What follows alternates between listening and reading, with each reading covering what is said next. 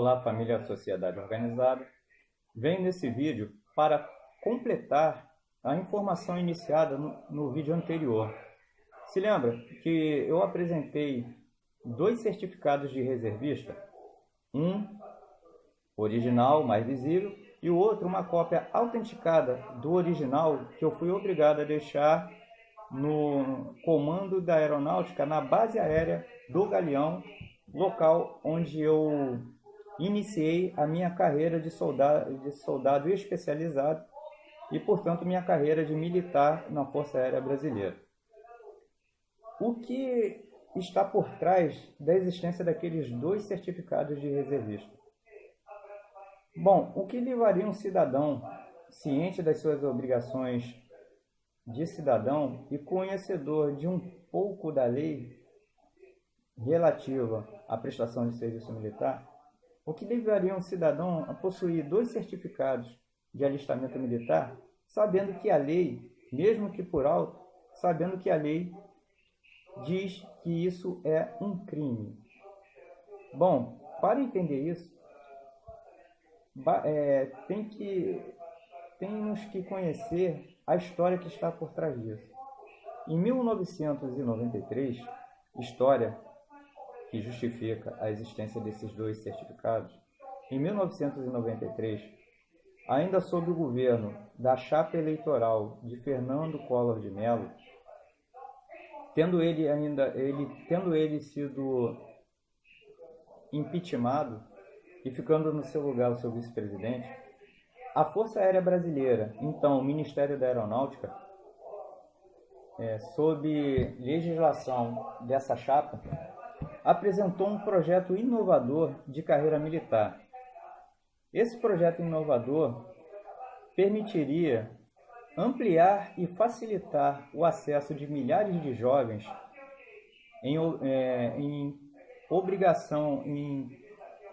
com as obrigações militares em dia, de ingressarem nos quadros de carreira estabilizados da Força Aérea Brasileira para cumprir carreira militar, realizar um sonho profissional para aqueles que tivessem aptidão ao serviço militar e, portanto, vocação para a vida militar. Esse anúncio foi espalhado pela própria Força Aérea em todos os jornais de concurso, Folha Dirigida, Jornal dos Esportes e até na coluna de concurso do jornal O Dia, que existia no ano de 1993. Ocorre que, entre os anos de 1994 e 2001, a Força Aérea Brasileira realizou com êxito e tendo grande participação cada vez maior de milhares de jovens, ela realizou o concurso público para o quadro de soldados especializados da aeronáutica, e o jovem que tivesse em dia com o serviço militar obrigatório inicial, tivesse no mínimo 18 anos ou mais, ele poderia e estaria apto a prestar o concurso público para, uma vez aprovado no exame intelectual e nos demais exames posteriores, ele estaria apto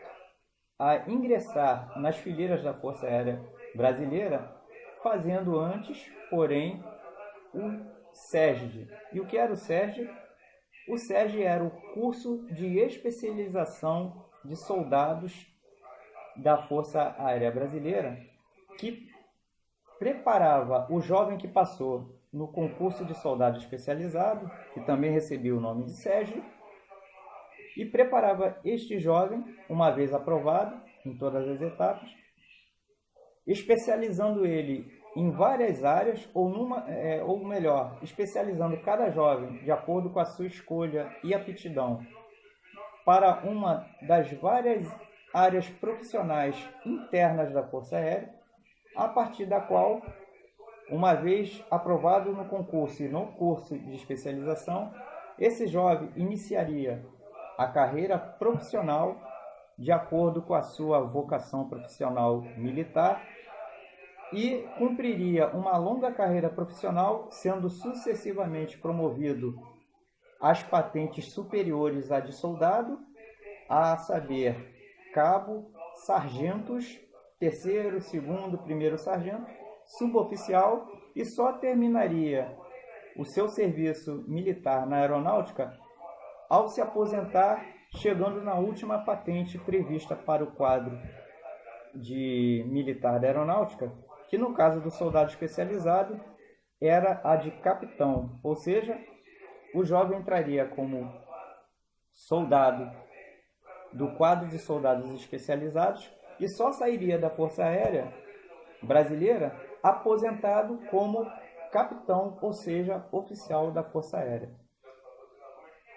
Esse quadro de soldados, esse concurso foi anunciado pela Aeronáutica no Folha Dirigida, no Jornal dos Esportes, no jornal O Dia e na sua revista interna Aerovisão. Revista essa que colocava na capa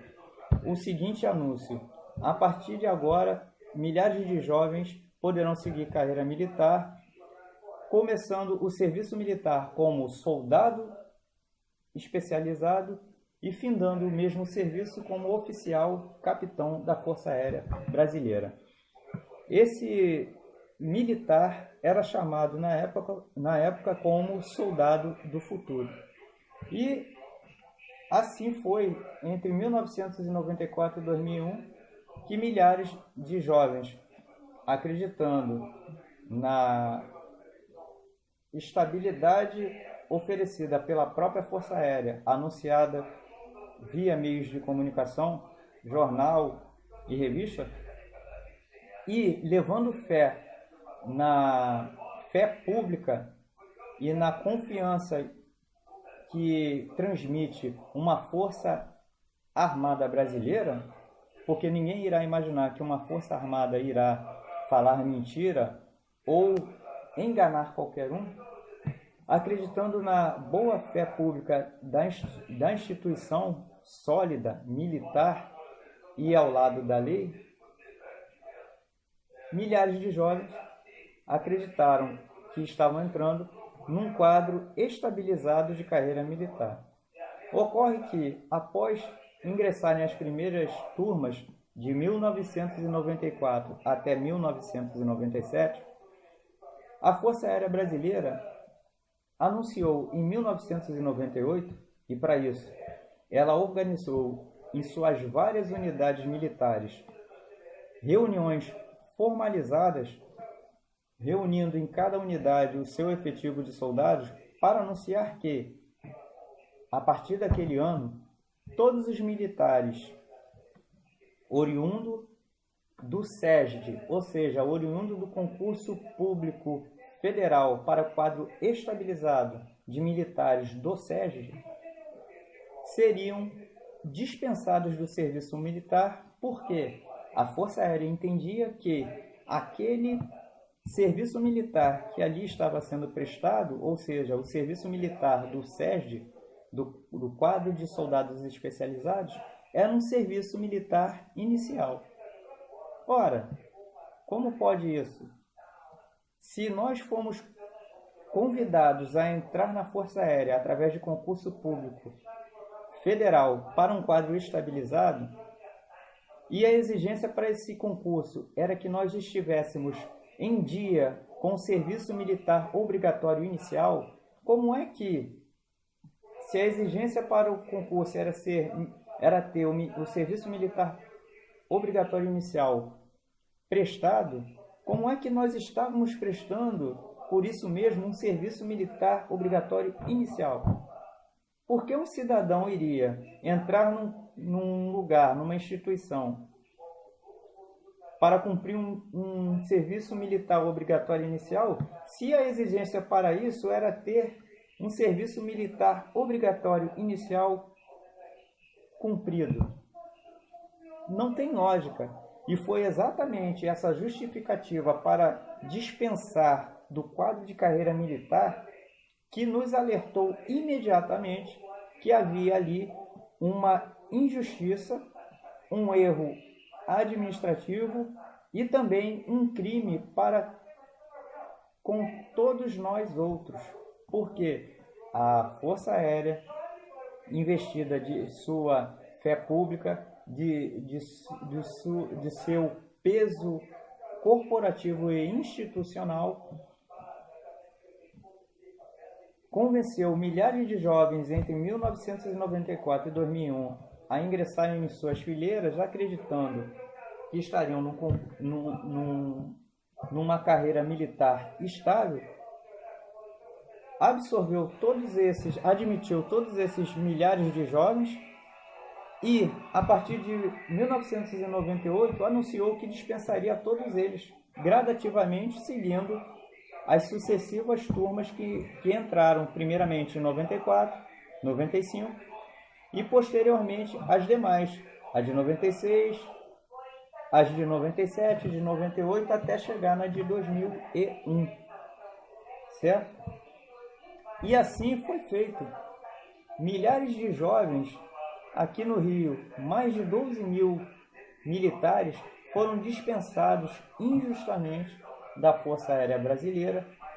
razão pela qual, ao serem dispensados, tiveram em mãos o seu segundo certificado de reservista, que comprova um serviço militar obrigatório inicial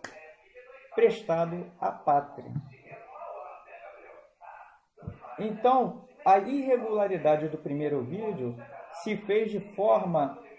compulsória porque houve um crime de estelionato da Força Aérea Brasileira, que anunciou um concurso para um quadro de carreira estabilizado, prometendo viabilizar um acesso mais fácil para milhares de jovens que tivessem vocação para a vida militar e, uma vez oferecendo essa oportunidade, milhares de jovens entraram. Só que no Rio de Janeiro somos mais de 12 mil militares que foram injustamente seduzidos pela estabilidade oferecida e pela fé pública, pelo peso institucional, pela carga institucional que a Força Aérea possui. Entramos acreditando que estávamos iniciando uma carreira sólida e estável militar, e a partir de 1998, no meio do serviço militar da maioria de nós, a Força Armada mudou a regra do jogo, justificando para isso que nós estávamos cumprindo apenas um serviço militar inicial, quando na realidade, para entrar nesse mesmo concurso, a exigência era que todos nós tivéssemos o serviço militar inicial cumprido, sem o qual seria impossível, de acordo com as regras do próprio concurso público, do SESG, não seria possível fazer a prova ou o exame intelectual para entrar no SESG, certo? Cabe aqui salientar o seguinte: o artigo 44 do próprio regulamento da Lei de Serviço Militar, segundo a ANESE, condena o alistamento por 2 vezes, ao dizer principalmente que o brasileiro que se alistar 2 vezes incorrerá na multa prevista no número 1 do artigo 177 do regulamento da Lei de Serviço Militar. Então, primeiramente, todos nós cumprimos o serviço militar obrigatório inicial. E por isso mesmo, estávamos cientes de que ninguém deve se alistar 2 vezes. E por esse mesmo motivo é que nós tínhamos a certeza absoluta de que nós estávamos prestando serviço, prestando concurso, não para cumprirmos novamente um serviço militar obrigatório inicial. Nós tínhamos certeza absoluta do que anunciara a Força Aérea Brasileira naquela época, que o concurso público era para um quadro de carreira, com um novo modelo de acesso à carreira militar, que era um quadro especial criado pela Força Aérea, que a partir de 94 teria início sem previsão de término para o acesso a esse quadro de carreira, coisa que em 1998 foi mudado de regra, o que nos causou um grande impacto e gerou um grande prejuízo a partir daí. E agora nós estamos, através da ANESE, e agora temos também outra associação com o mesmo objetivo, através da ANESE estamos lutando para voltar. E o que cabe aí é salientar o seguinte: soubemos, após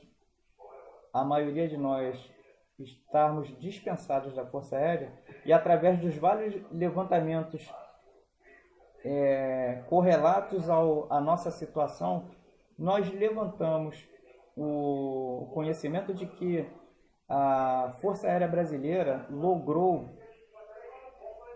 êxito ao admitir todas essas turmas, e êxito esse que consistiu em tirar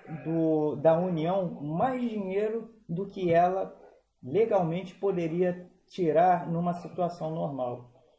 A revista Veja publicou matéria em que ela constatou a nossa denúncia e a presidência da ANESE teria passado a Veja. Segundo o levantamento da Veja, a presença dos milhares de jovens que fizeram concurso e estiveram presentes nas fileiras da aeronáutica, acreditando estar numa carreira estável,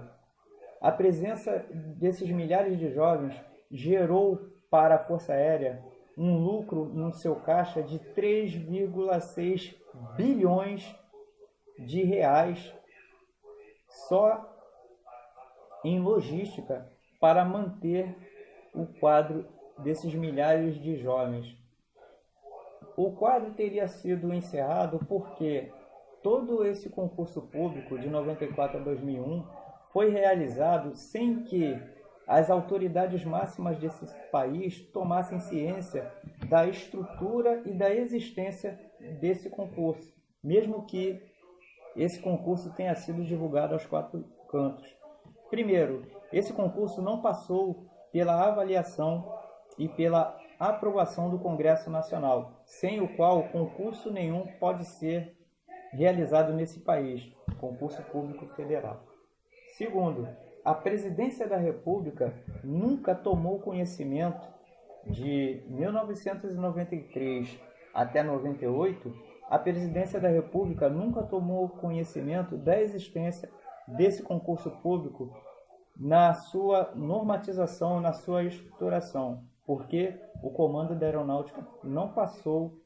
pelo crivo da avaliação da Presidência da República e, anterior a isso, não submeteu ele ao crivo da avaliação do Congresso Nacional. Outra coisa, cabe salientar também que esse concurso público, pela maneira que ele foi realizado, ele enquadrou a Força Aérea Brasileira no crime de estelionato, previsto no artigo 171 do Código Penal Brasileiro. Crime esse que não foi respondido nem pela instituição como instituição, pessoa jurídica, e nem foi respondido por ninguém na figura de pessoa física. Os responsáveis têm ainda que ser responsabilizados pelo grande prejuízo que ele prestou a milhares de jovens com vocação para ser militar e que impactaram as suas vidas nesse quadro de carreira que, segundo a aeronáutica, foi apenas o cumprimento de um serviço militar inicial. Algo que comprova que esse país realmente é um país de bandidos. Pense nisso. A gente vai voltar a tocar no assunto para explicar melhor e a gente se vê no próximo vídeo.